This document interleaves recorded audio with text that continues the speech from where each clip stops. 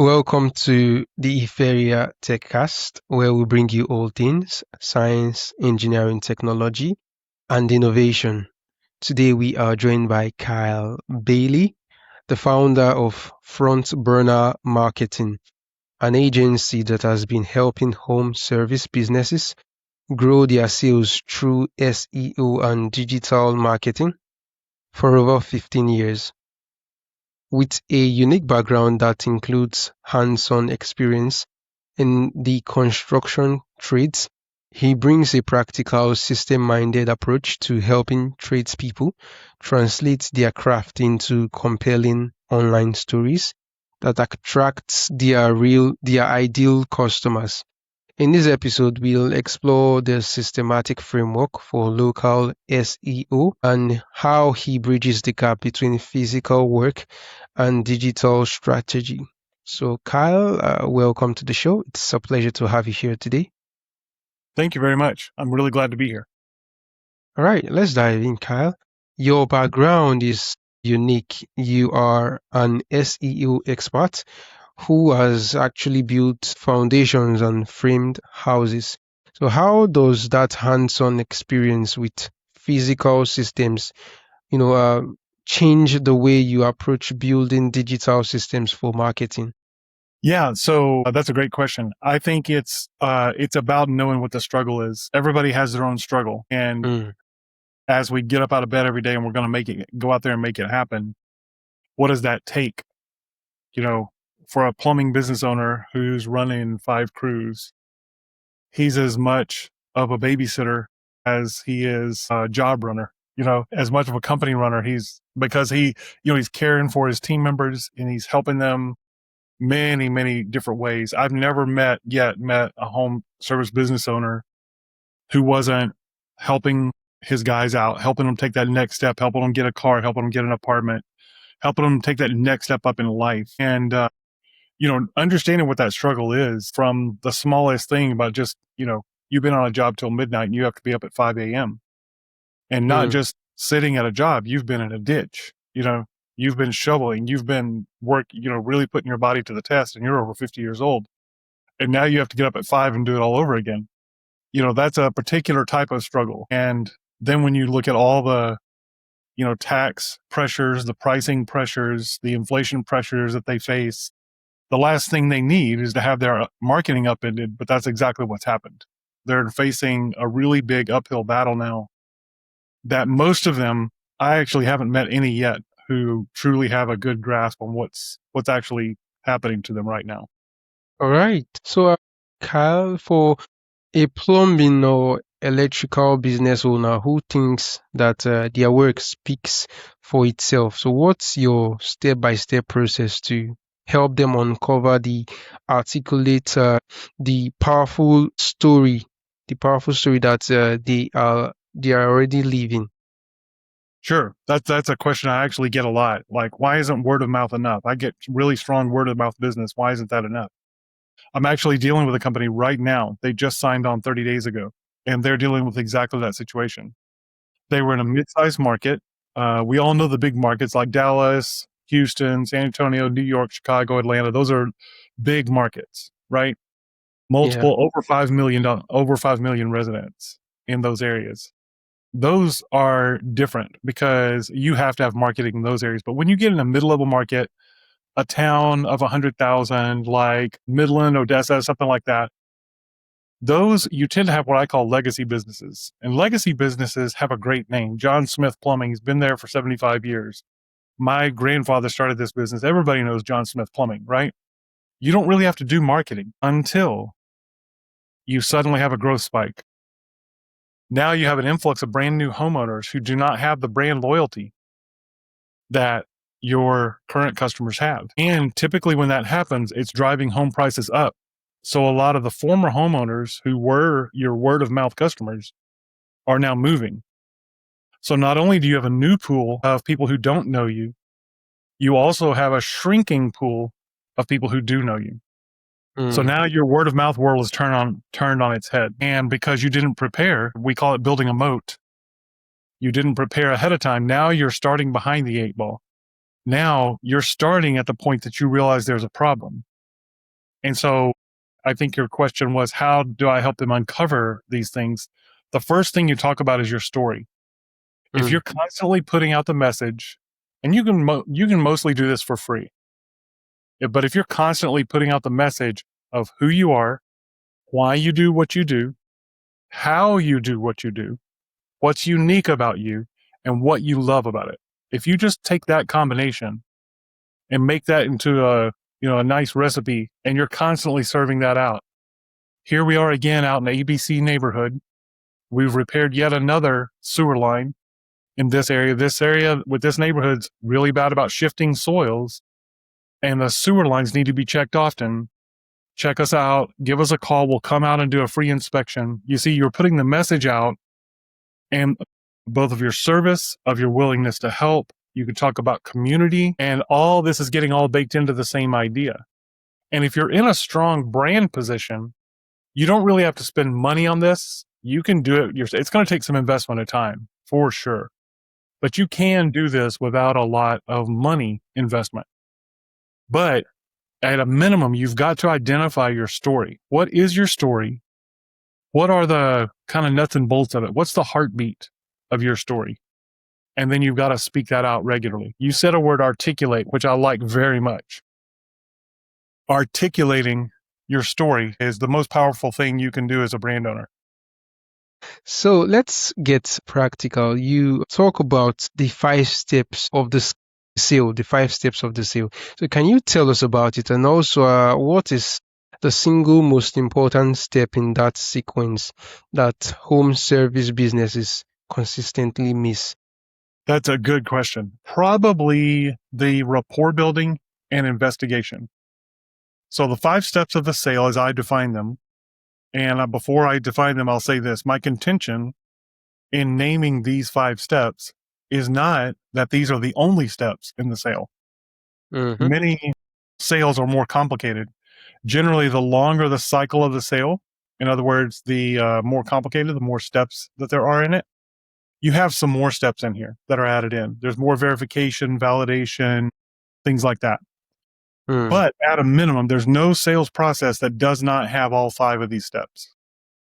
That's my contention. And because most home service business owners have done things their way for so long, they kind of have a maybe a cobbled together sales process that doesn't have a lot of here we are with our word again, articulated structure.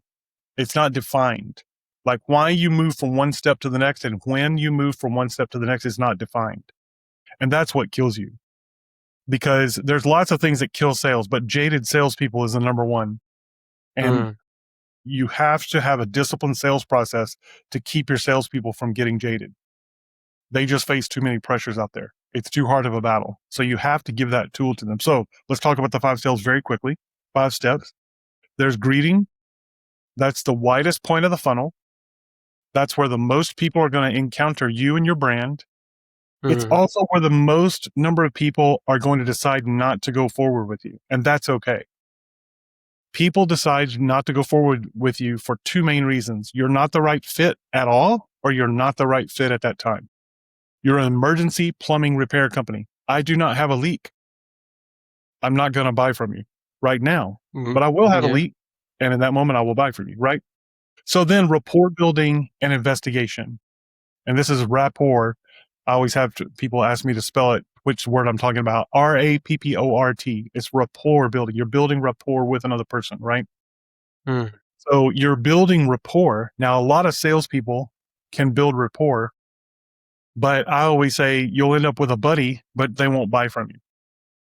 Because in the rapport building, you must build in investigation steps where you build in natural questions because there's a reason they called you out there that day, right? A homeowner doesn't call you out for nothing, right?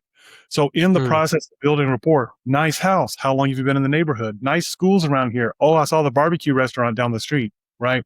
These are all rapport building statements or questions, but then you build in investigative things with it that naturally open up the conversation. And if the customer just doesn't want to budge, then you just ask like, well, what brings us out today? Why'd you call us out today? You know, and then they begin to tell you and open up on what it is. That's the investigation piece. Once you've heard the customer and understood the customer, then you move to presentation. This is where you first present a solution to their problem. Now, in emergency services like emergency plumbing leaks, basement flooding, hail damage, these steps move very quickly because they want their problem solved. They don't want to be standing ankle deep in water, right? Mm. So they're not going to stand around and go, "Oh, what college did you graduate from? Oh, that's great. What's your favorite sports team?" They don't want any of that. They want their problem solved. So that's way on one side of the arc. All the way at the other end of the arc is something like very high-end remodeling or boutique services of one form or another, perhaps high-end painting. These are steps where you're going to need to go in and build some rapport, replacing Yeah. all the windows in your home, right? So now you're presenting. When you have several options to present to the customer, you want to first hear them, make sure you understand them, then present an offer. Mr. Mrs. Smith, I believe what you're talking about with these problems is this, right? Do I have that right? Yes, you're exactly right. We're tired of this. Awesome. I think this version of our Windows would fit exactly what you're looking for because it does these things. And so you're presenting a solution. Now, once they have agreement there and you can feel that agreement there, they're like, yeah, I agree with you. I think that would be a good fit. What does that look like? Now you begin to move into demonstration. You're going to demonstrate how this solution solves their problem, how it makes their life better, how it gives them their desired state. Then you move into close. And I always say closing is the fifth step of the sale. And if you do your work, if you invest in the work on the front side of the sales process, closing is actually the easiest part. There's really nothing to it. You don't have to engage in a bunch of techniques or anything like that. So that's a short version of it. All right. So, Kyle, with AI now generating so much content, how has your strategy for hyperlocal blogging evolved over the past year? Yeah, so that's a great question. So I always say AI is eliminating the mid-level writer. So low quality writing was eliminated a long time ago. Now middle level writing is getting eliminated as far as a career. For quite some time, for at least 20 years, maybe 30, you've been able to have a career being just an okay copywriter. You could write Mm-hmm. okay copy and you could make a decent living. Now I can get mid-level copy from ChatGPT or Claude, probably the others, but those are my main two that I use. Mm. So what home service business owners have to understand is that everybody can get that now. So now how do you differentiate? Because it's not about just throwing up some copy on your website. It's about getting something out there that's going to speak your message and is going to communicate to them clearly and have some unique spin on it. Okay. And the word you said, hyperlocal, is the key. So when you blend hyperlocal with your story, now you've got something that is truly unique. So for my clients in the North Dallas area, for instance, they might be in Frisco, Texas, right? So in the Frisco area, there are 5 or 6 smaller cities right around it. So as I write, maybe painting, if I'm a painting company, I'm going to write some painting content about this area. This particular area serves these clientele, these neighborhoods, these schools. That's going to give me a unique piece on that content. Then on the other side of it, I'm going to speak my story in the middle of that. So maybe part of my story is we're on time every time. That's one of our core values. I'm actually writing a book about this, and developing out the core values of any individual company is a part of that. So maybe on time every time is one of our core values. Maybe another one is we treat everyone equally. These are the outward facing customer values, core values that relate to the customer and how they are going to buy from my company, right? But I write this into the content.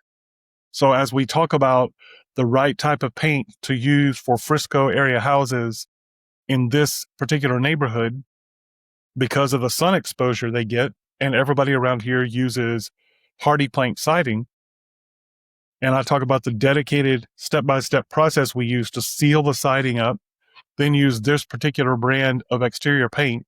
We won't use these paints over here. We never use DEF paint. We only use ABC paint. For these reasons, I know that when you hire me to paint your home, that you're going to be very upset with me in 5 years if I use DEF paints because of these 5 negative reasons. The last thing you want is to invest thousands of dollars to paint your home only to end up in 5 years with paint that doesn't look good, right? And so we use ABC paints for these reasons, because our core value is always deliver value to the customer, even if it costs us more money, right? So there's a dual thing going in there. Now I can get that base level idea from ChatGPT or Claude.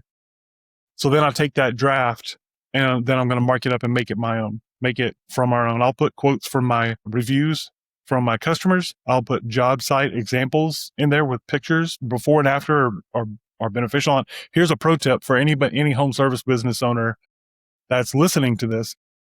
Take before and after pictures from exactly the same angle. Mark where you were on the street, take a picture of where your feet were, do something so that you can take a picture from exactly the same angle. Another tip in taking before and after pictures, if they're exterior, is pick kind of an overcast day. Don't pick a super bright sunny day. Take them, if you don't have clouds coming around, sometimes in Texas, we'll go 2 or 3 weeks without a cloud in the sky. So in that moment, what you can do is you can take them just after dawn or as the sun is setting. And that will give you kind of the same thing where you don't have these really harsh shadows. If you take pictures with harsh shadows, nobody's going to be able to tell what actually is going on in that photo. So I kind of dive down to the weeds there. I'll come back up now. Hyperlocal logging in the age of AI, you're going to use AI to get a rough draft. Then you're going to mark it up. Here's another pro tip on the SEO side. Use H2 tags, header 2 tags, to separate your blog piece with keywords. Put those in your H2s. Have like 5 H2 tags in a piece, in a blog piece.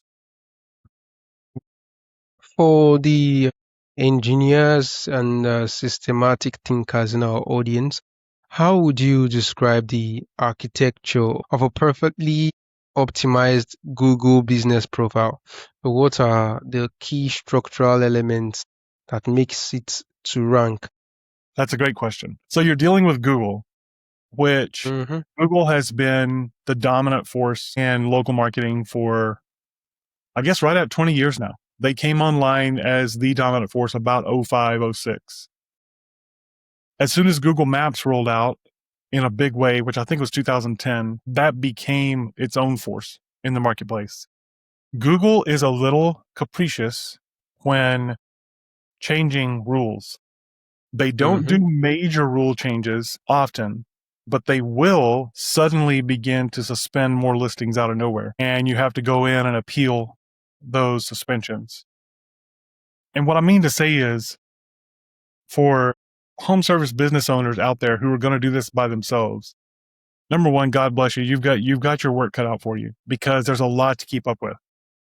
Google just rolled out an algorithm update, I think in April or May of this year, that dramatically affected the way you use local service pages. So to give you an idea of what that is, if you're in like the Austin area, I live near a town called Georgetown. And so if you wanted to say, hey, we do service in Georgetown and I'm a painting company, I would say kylespaintingcompany.com. That would be the URL /painting services /Georgetown Painting Company. Now, that page had a lot of rules that you would use to show up higher for Google. Okay.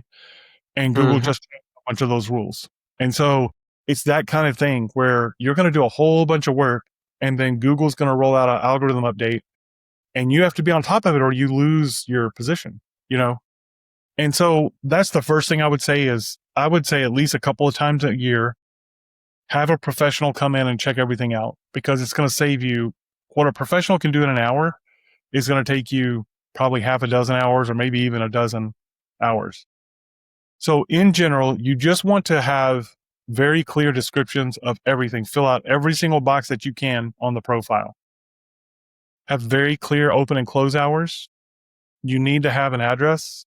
Service area businesses are the ones without an address. I get this question very often. Can I have a business without an address? I don't want people seeing my home address. You really Mm-hmm. can't. You've got to have an address. They just don't compete the same way. Now, here's a big deal. You need to make sure that your address is consistent everywhere on the internet.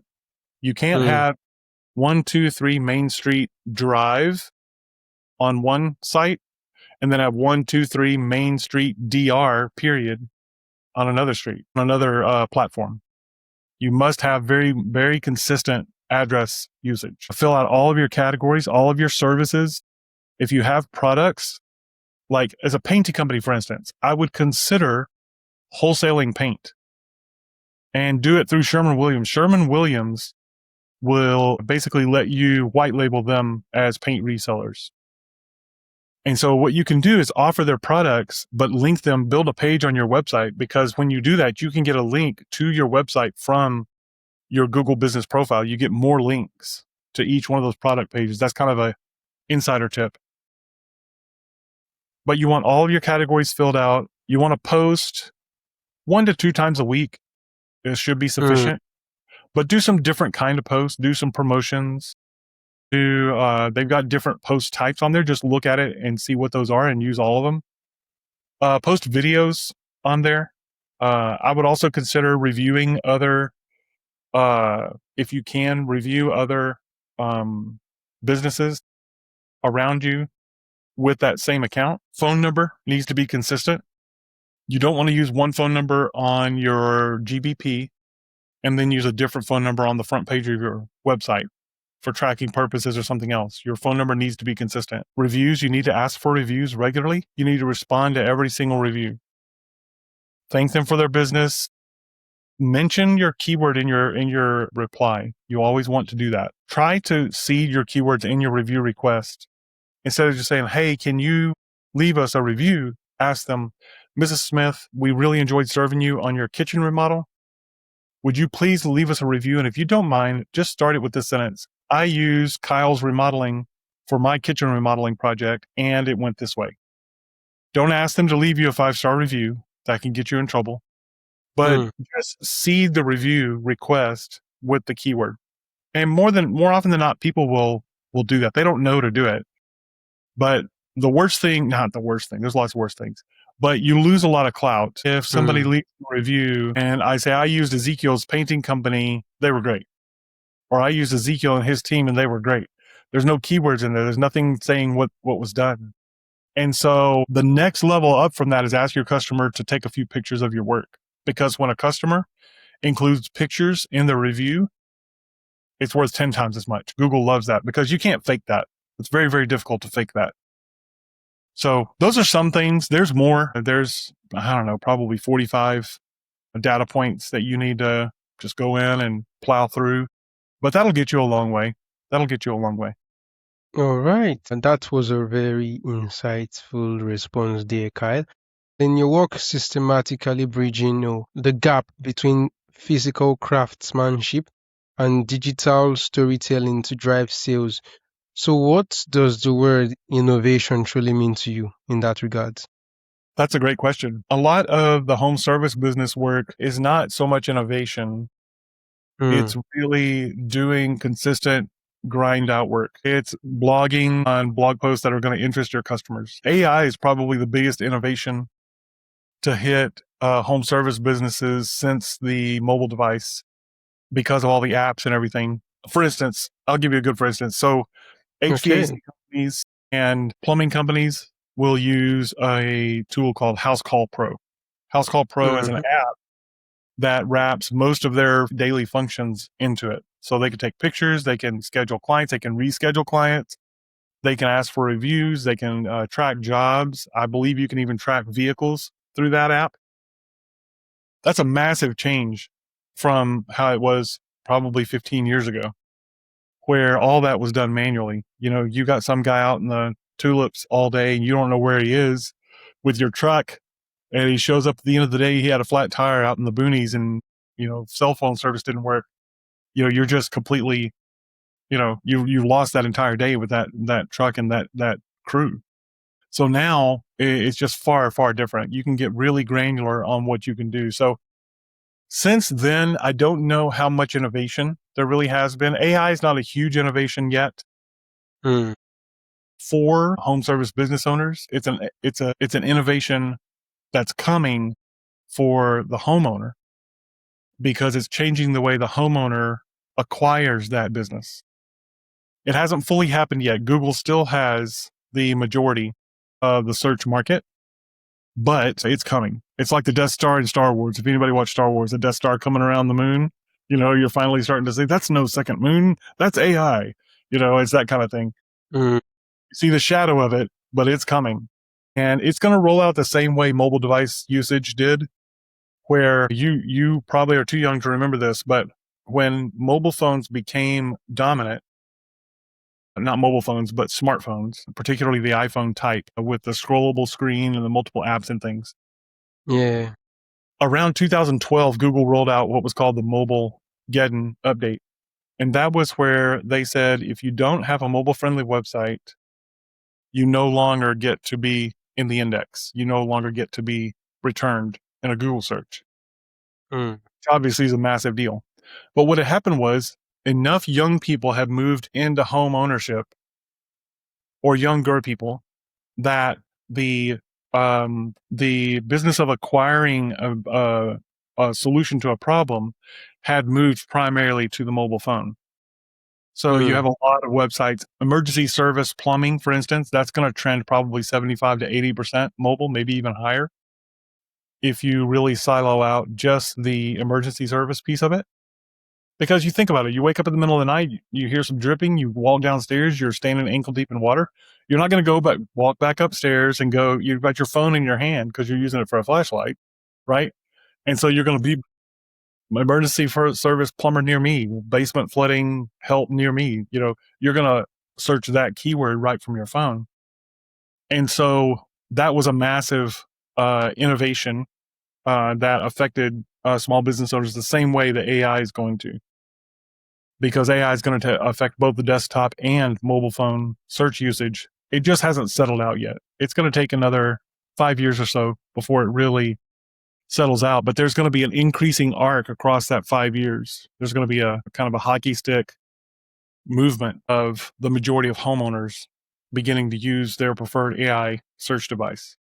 All right. So, Kyle, for our listeners who are inspired by your give first approach and want to learn more of your actionable strategies, where's the best place for them to find your tips and tools and get resources from you? I've got a ton of resources on my website. We just did a relaunch about 6 months ago, so a lot of the blogging stuff got really disorganized. So I'm still getting all that back online. But I've got book recommendations on there. I've got a list of free tools that anybody can use to do their own work. I've got lots of tutorial videos on my Frontburner Marketing YouTube channel. I put stuff out sporadically on Instagram and LinkedIn as well. But my website and my YouTube channel are probably the two best. I've got a couple of roofer specific tools that I've developed, like a pricing calculator that we'll put on their website for them that helps them get more leads. Then we've got a best practices checklist that they can use, the free checklist they can use to check their own stuff. And that'll work for just about anybody, but it's specific to roofers. We're going to build more. But yeah, my website's a great resource for them. All right. Fantastic. It's been a really insightful conversation with you, Kyle, and I am really excited to have you on the show today. Thank you, Ezekiel. I really appreciate the opportunity. I listened to some of your episodes, and folks, if you haven't listened, you need to go back through the episodes because he's got some truly intriguing. One guy was blind and he was able to recover his sight. I didn't quite figure out how all that worked, but there's another guy that redid his circadian rhythm. So I felt really honored to be. I don't feel like I'm really in that class, but I thank you for the opportunity. Oh, fantastic. It's a pleasure to have you here today, Kyle. And thank you for the kind words. Yes, sir. Yes, sir. You have a great day and keep it up, man. Keep it up.